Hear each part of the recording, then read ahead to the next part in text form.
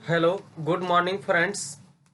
मैं आप लोगों को पिछले 4 क्लासों में जो भी है ना बेसिक कॉन्सेप्ट ऑफ बायोलॉजी और बेसिक कॉन्सेप्ट ऑफ साइंस के बारे में कुछ बताया था। और आज देखिए मैं नया चैप्टर स्टार्ट करने जा रहा हूं जिसका नाम है सेल बायोलॉजी। क्या नाम है? Cell biology. सेल बायोलॉजी जो कहता है कि बायोलॉजी का एक महत्वपूर्ण टॉपिक है जिसमें जिसमें कहता है कि 11th 12th है ना, 11th कॉम्पिटिटिव में सभी चीज़ों के लिए क्या होता है, ज़रूरत होता है। और ये देखिए आपको सेल बायोलॉजी में पार्ट 1, आज मैं पार्ट 1 के बारे में बताने जा रहा हूँ जिसमें सबसे पहले सेल क्या है और सेल का डेफिनेशन, सेल किसे कहते हैं और सेल का परिभाषा बताएंगे इसमें। और आपका इसमें सेल का खोज किसने किया था और इसमें कोशिका सिद्धांत किसने दिया था और इसमें सबसे छोटा कोशिका कौन होता है और सबसे बड़ा कोशिका कौन सा होता है, ये सभी के बारे में मैं आज आप लोगों को बताने जा रहा हूँ। सबसे पहले देखिए व्हाट इज सेल अगर पूछता है आपको से कि कोशिका किसे कहते हैं, कोशिका किसे कहते हैं, तो कोशिका कोशिका सजीवों के शरीर के संरचनात्मक एवं क्रियात्मक इकाई होता है। कोशिका होता है जो सजीवों के शरीर के संरचनात्मक एवं क्रियात्मक इकाई होता है। तो संरचनात्मक एवं क्रियात्मक इकाई कहने का मतलब है कि कोई भी जीव होता है, जीवों में सबसे जो छोटा कण के रूप में होता है वह क्या होता है, कोशिका होता है। और कोशिका कहता है कि कोशिका के द्वारा ही कहता है कि प्रत्येक जीवों का निर्माण होता है। इस परिभाषा से अर्थ यह निकल रहा है। और कहता है कि क्रियात्मक इकाई का मतलब क्या होता है, छोटा। इकाई का मतलब एक, यानी सबसे सूक्ष्म कण इकाई के रूप में होता है, उसी को हम क्या कहते हैं, कोशिका कहते हैं। और कोशिका देखिए, कोशिका है जो कोशिका को इंग्लिश में हम क्या कहते हैं, सेल कहते हैं। कोशिका को इंग्लिश में हम क्या कहते हैं, सेल कहते हैं। और सेल इंग्लिश वर्ड देखिए है ना, सेल है जो इंग्लिश वर्ड है और यह लैटिन शब्द सेलुला से बना है ना। देखिए सेल का इंग्लिश क्या होता है, इंग्लिश वर्ड सेल होता है और इसमें लैटिन शब्द कहता है कि लैटिन शब्द सेलुला से बना है। लैटिन शब्द सेलुला से बना है जिसका अर्थ होता है छोटा कमरा या रूम होता है, यानी छोटा कमरा या रूम होता है।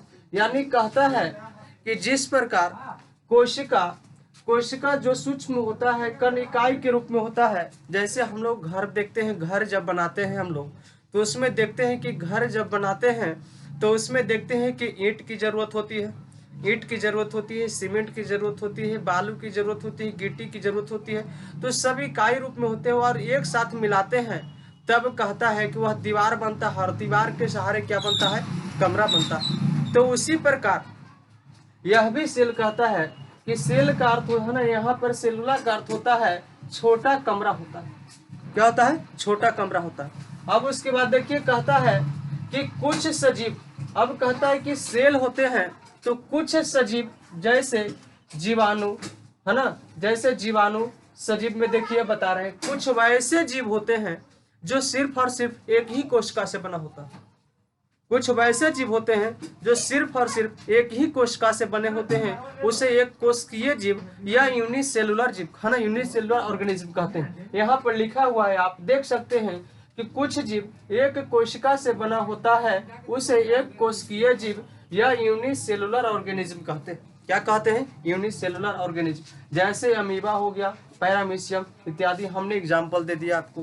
कहता है कि एक कोशिकीय जीव होता है जो सिर्फ और सिर्फ एक ही कोशिका से बना होता है। कितने कोशिका से बना होता है, सिर्फ और सिर्फ एक ही कोशिका से बना होता है। अब देखिए नेक्स्ट हम बता रहे हैं आपको कि कुछ जीव वैसे होते हैं, कुछ जीव वैसे होते हैं जो एक से अधिक कोशिका से बना होता है। एक से अधिक कोशिका से, अगर एक से अधिक कोशिका से बना होता है तो वह उसे हम ना, वह क्या होता है, बहुकोशिकीय या उसे हम बहुकोशिकीय जीव कहते हैं। क्या कहते हैं, बहुकोशिकीय जीव।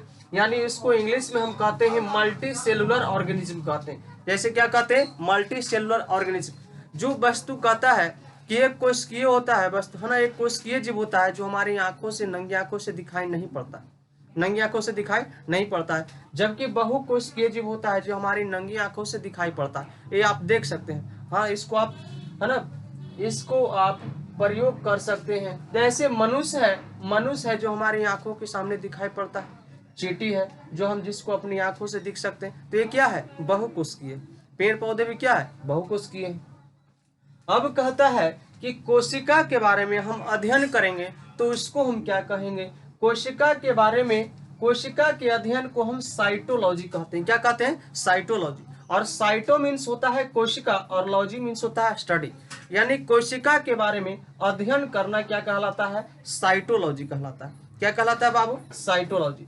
अब देखिए, अगर आपसे पूछ देता है कि संसार की सबसे छोटी कोशिका, संसार की सबसे छोटी कोशिका कौन सी? संसार की सबसे छोटी कोशिका माइकोप्लाज्म गैलीसेप्टिकमा होता है ना, माइकोप्लाज्म गैलीसेप्टिकमा होता है। याद रखना है कि सबसे छोटी कोशिका, संसार की सबसे छोटी कोशिका माइकोप्लाज्म गैलीसेप्टिकमा जीवाणु का नाम है जो होता है। अब देखिए नेक्स्ट है कि सबसे बड़ी कोशिका, सबसे बड़ी कोशिका होता है जो शुतुरमुर्ग का अंडा होता है। क्या होता है? शुतुरमुर्ग का अंडा होता है, जिसको इंग्लिश में कहते हैं एग ऑफ ऑस्ट्रिच। सबसे बड़ी कोशिका शुतुरमुर्ग का अंडा होता है। याद रहेगा, यह पक्षी का नाम है और पक्षी का जो अंडा है यह है ना शुतुरमुर्ग का अंडा है, उसी वह होता है क्या? बड़ी कोशिका होता है। अब देखना है आगे, आपको कहता है ये तो देख लिए संसार की सबसे बड़ी कोशिका और संसार की सबसे छोटी कोशिका। अब कहता है कि मनुष्य में देखते हैं या मानव में देखते हैं। मनुष्य या मानव में, मानव में देखते हैं कि फीमेल में, फीमेल का मतलब क्या होता है? स्त्री या महिला कह सकते हैं या मादा कह सकते हैं। मानव में, महिलाओं में सबसे बड़ी कोशिका, सबसे बड़ी कोशिका अंडाणु होता है। सबसे बड़ी कोशिका कौन सा होता है? अंडाणु होता है, जिसको हम इंग्लिश में ओवम कहते हैं। क्या कहते हैं? ओवम कहते हैं। हम नेक्स्ट देखते हैं, मनुष्य में या मानव में, मानव में मेल में, मानव में मेल में यानी पुरुषों में, किसमें? पुरुषों में सबसे छोटी कोशिका, पुरुषों में सबसे छोटी कोशिका होता है क्या होता है? शुक्राणु। यानी याद रखना है आपको कि मानव में सबसे छोटी कोशिका होता है जो पुरुषों में होता है, जिसका नाम है स्पर्म, और जबकि मानव में सबसे बड़ी कोशिका होता है जो महिलाओं में होता है, और महिलाओं में होता है उसको हम क्या कहते हैं? अंडाणु कहते हैं। क्या कहते हैं? अंडाणु कहते हैं। अब देखिए नेक्स्ट है, आपको कहता है कि कोशिका से, ठीक है, कोशिका के बारे में हमने अध्ययन कर लिया, जबकि कोशिका का जो सिद्धांत था, सेल थ्योरी था, उसको प्रतिपादन कहता है कि दो वैज्ञानिक थे, है ना, दो वैज्ञानिक था। पहला थे है ना स्लाइडेन, स्लाइडेन इंग्लिश में भी वही नाम है और हिंदी में भी यही नाम होता है। स्लाइडेन तथा स्वान ने 1838 से 1839 ईस्वी में किए थे। याद रखना है कि कोशिका सिद्धांत का प्रतिपादन, है ना, स्लाइडेन तथा स्वान नामक वैज्ञानिक ने 1838 से 1839 ईस्वी में किया था। अब नेक्स्ट है, आपको कहता है कि मनुष्य में, कहता है मनुष्य में अविभाजित कोशिका। हमने तो यहाँ पढ़ा कि कोशिका क्या होता है, आगे पढ़ेंगे, है ना, कि मनुष्य में जो कोशिका होता है, कोशिका विभाजित करता है, स्वतः विभाजन होता है, आगे पढ़ते हैं। लेकिन कहता है कि मनुष्य में, कहता है कि मनुष्य में अविभाजित कोशिका, मनुष्य में अविभाजित कोशिका। अगर पूछता है कि मनुष्य में अविभाजित कोशिका क्या होता है, अविभाजित कोशिका का नाम क्या है? न्यूरॉन है। क्या नाम है? न्यूरॉन। सॉरी, एक क्वेश्चन मैं और आपको छोड़ दिया। कहता है कि न्यूरॉन मानव में सबसे लंबी कोशिका, है ना, मानव में या मनुष्य में सबसे लंबी कोशिका तंत्रिका तंत्र की कोशिका या न्यूरॉन होती है। याद रखना है कि मनुष्य में सबसे लंबी कोशिका तंत्रिका तंत्र की कोशिका या न्यूरॉन होता है। ठीक है, आगे चलते हैं। अब देखिए मानव, है ना, कह दिए मानव या मनुष्य दोनों एक ही चीज है बाबू, है ना। मानव में अविभाजित कोशिका न्यूरॉन होता है। कौन होता है? न्यूरॉन होता है, जो यह विभाजन नहीं करता है। यह कहाँ होता है? मस्तिष्क में होता है ना। यह क्या करता है? विभाजित नहीं होता है। क्या होता है? विभाजित नहीं होता है। मनुष्य में सबसे तेज विभाजन करने वाला, देखिए, एक है अविभाजित, दूसरा है विभाजित, यानी सबसे तेजी से विभाजित करने वाला, सबसे तेजी से विभाजित करने वाला ये जिसको, है ना, कोशिका है, उसका नाम है लीवर। क्या है? लीवर। और लीवर को हिंदी में कहते हैं जिगर या यकृत कहते हैं। जिगर या क्या कहते हैं? यकृत कहते हैं, या हिंदी में भी हम लीवर कहते हैं।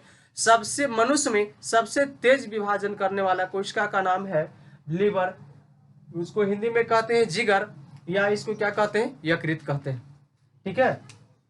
अब देखिए याद करते होंगे है ना कि यह ना जैसे हम बता रहे हैं कोई होता है अपने, हाँ जैसे दोस्त या जब है ना बॉयज फ्रेंड होता है, यानी कहने का मतलब प्रेमिका और प्रेम होता है दोनों करता है, तो उसमें कहता है कि यह मेरे जिगर का टुकड़ा है ना। तो याद रखना है कि मनुष्य में सबसे तेज विभाजन करने वाली कोशिका होता है जो क्या है, लीवर होता है। क्या होता है, लीवर होता है। ठीक है। अगला देखिए कहता है कि आपको कोशिका सिद्धांत, ठीक है कोशिका सिद्धांत तो स्लाइडेन तथा स्वान ने दिया, लेकिन कहता है कि जब कोशिका सिद्धांत को मुख्य बातें क्या क्या हुई थी, उसमें कहता है कि जो कोशिका होता है यह अर्ध पारगम्य झिल्ली से ढका होता है। कैसा होता है, अर्ध पारगम्य झिल्ली, यानी अर्ध पारगम्य का मतलब होता है कि सेमी परमेबल है ना, यानी आधा आर पार दिखने वाला, यानी आधा इधर से देखें तो बाहर है ना, कहता है कि आधा दिखाई दे।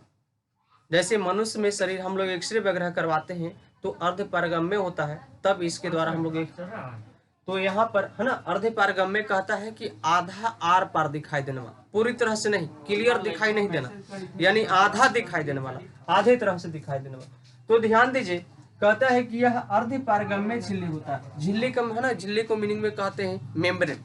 ठीक है। इसमें कहता है कि जो कोशिका है, कोशिका स्वतः जनन की क्षमता होती है। कोशिका होता है जिसमें स्वतः जनन होता है, यानी कहता है कि एक कोशिका से दो कोशिका, दो कोशिका से तीन कोशिका, ऐसे करके विभाजित होते रहता है। यानी कोशिका क्या होता है, स्वतः विभाजन होते रहता है। तब कहता है कि जीव जंतुओं में वृद्धि होता है। जैसे स्वतः विभाजन ना, स्वतः जनन की क्षमता नहीं होती तो हम लोग छोटा से बड़ा कैसे होते, छोटा से बड़ा कैसे होते। अब देखिए कहता है आपको आगे कि प्रत्येक जीव का निर्माण होता है जो सिर्फ एक ही कोशिका से होता है। हमने आप है ना यहाँ पढ़ा, एक कोशिकीय जीव पढ़े और बहुकोशिकीय जीव पढ़े। कहता है कि सबसे पहले एक कोशिकीय जीव की उत्पत्ति हुई थी, उसी से सब जीव का निर्माण हुआ। तो इसमें कहता है कि जहाँ ना प्रत्येक जीव का निर्माण एक ही कोशिका से होता है। कितने कोशिका से होता है, एक ही कोशिका से होता है, यानी एक ही कोशिका के द्वारा है ना प्रत्येक जीव का निर्माण हुआ। नेक्स्ट कहता है आपको फोर्थ नंबर कि कोशिका का निर्माण जिस क्रिया के द्वारा होता है, यानी कहने का मतलब कोशिका जब निर्माण होता है तो कोई ना कोई प्रोसेस होती है। जैसे प्रोसेस होती है, मान लिया सपोज दैट ये हमारा कोशिका है और कोशिका में कहता है कि कोशिका के बीच में क्या होना, देखिए यहाँ पर बीच में क्या होगा, केंद्र होगा, यानी केंद्रक होगा। तो कहता है कि यहाँ पर देखिए कि सबसे है ना कोशिका का जो निर्माण जिस क्रिया के द्वारा होता है उसमें केंद्रक होता है जो मुख्य अभिकर्ता। मुख्य अभिकर्ता कहने का मतलब क्या, जैसे घर में जो सबको है ना सब काम काज देखने वाला होता है, सब कुछ देखने वाला होता है, उसी को है ना जैसे अब मुखिया भी कहते हैं, घर का जो मुखिया होता है ना, उसी प्रकार कहता है कि कोशिका में जो मेन होता है, मुख्य अभिकर्ता होता है, जो कौन होता है, केंद्रक होता है। कौन होता है, केंद्रक होता है। याद रखना है कि कौन होता है, केंद्रक होता है। आप मैथ में भी पढ़ते होंगे कि वृत्त में है ना, वृत्त में देखिए वृत्त हो गया और वृत्त के बीच में क्या होता है, केंद्रक होता है। ठीक है। तो आप लोग को यह कोशिका के बारे में मैंने बता दिया। आज सेल बायोलॉजी में पार्ट 1 के बारे में मैंने आज आप लोगों के बीच बताया। अगले क्लास में आप लोगों को मैं सेल बायोलॉजी पार्ट 2 के बारे में बताऊंगा। ठीक है। जो बच्चे हैं जो पिछले क्लास या नहीं देखे हैं वीडियो को, वह वीडियो को देख लें और वीडियो को है ना नीचे सब्सक्राइब कर दें